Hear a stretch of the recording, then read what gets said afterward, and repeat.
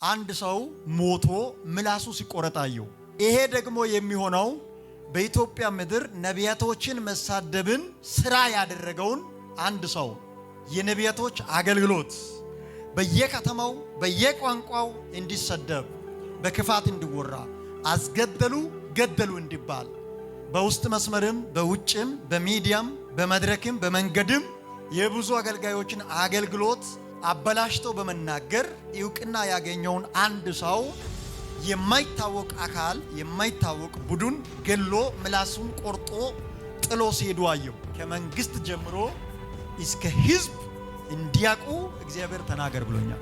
ምንም ቢፈጠር በኢትዮጵያ እግዚአብሔርን የሚያገለግሉ ነቢያቶችና ሐዋርያቶችን ፓስተሮችን የማይመለከት ጉዳይ መሆኑን እናንተም ይወቁ። በዚህ ሚዲያም የሚከተሉ የእግዚአብሔር ህዝብም ይስማ። ነቢያቶች ላይ ደም የለም። ነቢያቶች እግዚአብሔርን ከማገልገል ውጪ ክፉ ሊመካከሩ አንድ ሰከንድም የላቸው።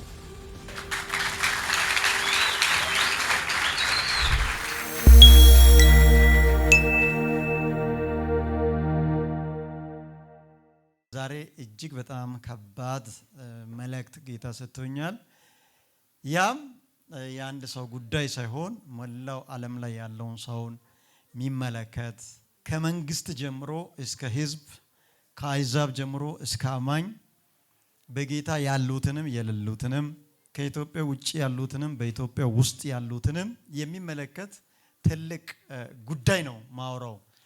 እንደምታዩት ከአጭር ዓመት ወዲህ በኢትዮጵያ ውስጥ በጣም ከፍተኛ ቦታ እየያዘ ያለው ክርስትና የሚባል ሃይማኖት አሁን ላይ ዝነኛም እየሆነ ነው፣ አትራፊም እየሆነ ነው። ለእግዚአብሔር መንግስት የሚሆኑ ብዙ ትውልድን ገቢ እያደረገ ይገኛል። በተለይ ከሌላ በላይ ከሚታዩ ከሚሰሙ ነገሮች በላይ በአጭር ጊዜ ውስጥ በተነሱ ነቢያቶች እግዚአብሔር እስከዛሬ ድረስ ትልቅ ስራ እየሰራ ነው። ብዙ ሰዎች ከአጋንንት እስራት ነፃ እየወጡ ናቸው። ብዙ ሰዎች ወንጌልን እየሰሙ ናቸው።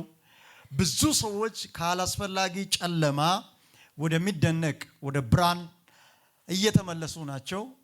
ይህንን ደግሞ ብዙዎች እንደሚፈወሱ ብዙዎች የስጋ ብቻ ሳይሆን የነፍስ ፈውስ ስለሚያገኝ በዓለም ባሉ በኢትዮጵያ ባሉ በነቢያቶችና በአንዳንድ የእግዚአብሔርን ዓላማ በምታካሂድ ቤተክርስቲያን ላይ ሰይጣን እጅግ በጣም ስለተቆጣና ስለተበሳጨ አንድ ያዘጋጀው ጉዳይ አለ። ለወንጌል ዋጋ የከፈሉ አባቶች አሉ፣ በህይወት የሌሉ እድሜያቸውን ጨርሶ ወደ ሰማይ የሄዱ ሲገረፉ ሲታሰሩ ሲራቡ ሲጠሙ ወንጌል አገልግሎ ያለፉ አባቶቻችን አሉ ነበሩ ከኛ በፊት። አሁንም እግዚአብሔር በሰጣቸው ጸጋ በኃይልና በስልጣን ወንጌልን በመስበክ ምስጢራትን በመግለጥ አጋንንትን በማስወጣት በልዩ ልዩ ጸጋ የሚያገለግሉ የተባረኩ ሰዎች አሉ። እና አሁን ምንድነው በዚህ በኢትዮጵያ ውስጥ የታቀደው ትልቁ ነገር ምንድነው? አንድ ሰውን አየው። አንድ ሰው ሞቶ ምላሱ ሲቆረጣየው። ይሄ ሞቶ ምላሱ የሚቆረጠው ሰው ኖርማል ሞቱ ብቻ አይደለም። በሰይፍ ስለት ተወግቶ አንድ ሰው ሲሞት አየው። ከሞቴ በኋላ ደግሞ ምላሱ ሲቆረጣየው። ይሄ ደግሞ የሚሆነው በኢትዮጵያ ምድር ነቢያቶችን መሳደብን ስራ ያደረገውን አንድ ሰው በውስጥ መስመርም በውጭም በሚዲያም በመድረክም በመንገድም ነቢያቶችን በመሳደብ የነቢያቶችን ስም በማጥፋት የብዙ አገልጋዮችን አገልግሎት አበላሽተው በመናገር እውቅና ያገኘውን አንድ ሰው የማይታወቅ አካል የማይታወቅ ቡድን ገሎ ምላሱን ቆርጦ ጥሎ ሲሄዱ አየው። ይሄ ለምንድን ነው የተዘጋጀው? ይሄ ምክር ለምንድን ነው ብዬ ጌታን ስጠይቅ የኢትዮጵያ አገልጋዮች ነቢያቶች ነፍስ አስገደሉ ነፍስ ገደሉ ብሎ ህዝብ እንዲያወራ ለካ እንዲህ ናቸው እንደሚባል ነገር በየቦታው እንዲወራ ብዙ ጌታን ላላመኑ ሰዎች መሰናከል እንዲሆን ይሄ ግለሰብ ደግሞ የሚኖርበትን የሚወጣበትን የሚገባበትን የሚበላበትን ጥናት አድርጎ በዚህ በአጭር ጊዜ ውስጥ ይህን ሰው ገሎ ምላሱን ቆርጦ መነጋገሪያ ካደረጉ በኋላ አላስፈላጊ ነገር እየተወራ እየሄደ ክርስትና የሚባል እምነትና የነቢያቶች አገልግሎት በየከተማው በየቋንቋው እንዲሰደብ በክፋት እንዲወራ አስገደሉ ገደሉ እንዲባል የራሳቸው የሆነ ክፋት የጸነሱ ሰዎች የተመካከሩትን ክፉ ምክር አየሁ። በእርግጠኝነት እኔ ባላወራም ይህን ሰው እንኳን ገሎ ቢያልፉም መጽሐፍ እግዚአብሔር በሟቹ ሞት አይደሰትም ይላል። አንድ እግዚአብሔር ቀድሞ ሕዝብ እንዲሰማ ይህን ጉዳይ ማንም በዓለም ዙሪያ ያለው ሰው ሁሉ አውቆ እንዲኖር ቀድሞ ሕዝብ እንዲረዳ አንድ ነገር ነገ ቢፈጠር እንኳን መነሻው ከሚመናን እግዚአብሔርን ከሚያምኑ እግዚአብሔርን ከሚያገለግሉ እንዳልሆነ ከመንግስት ጀምሮ እስከ ሕዝብ እንዲያውቁ እግዚአብሔር ተናገር ብሎኛል።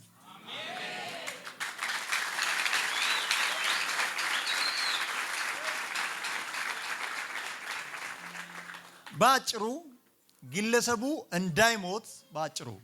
እንዳይሞት እኛ እንጸልያለን።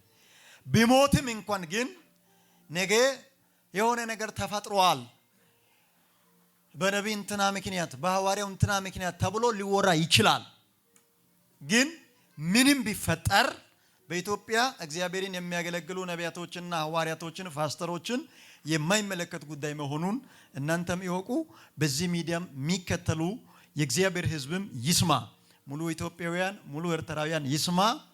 ነቢያቶች ላይ ደም የለም። ነቢያቶች እግዚአብሔርን ከማገልገል ውጪ ክፉ ሊመካከሩ አንድ ሰከንድም የላቸው።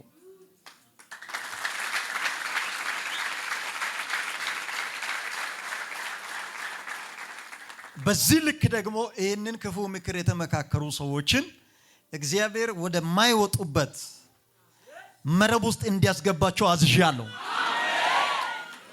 ጠላት ወደደ ጠላ በኢትዮጵያ አገር ካሁን በኋላ ነቢያቶች አንድ ሁለት ተብሎ ከመቆጠር ያልፋሉ።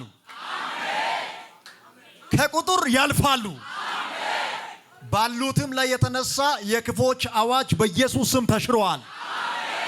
ነገ በሚነሱትም ላይ ሊነሳ ያለ አውሎ ነፋስ ጸጥ ብሏል። ጸጥ ብሏል።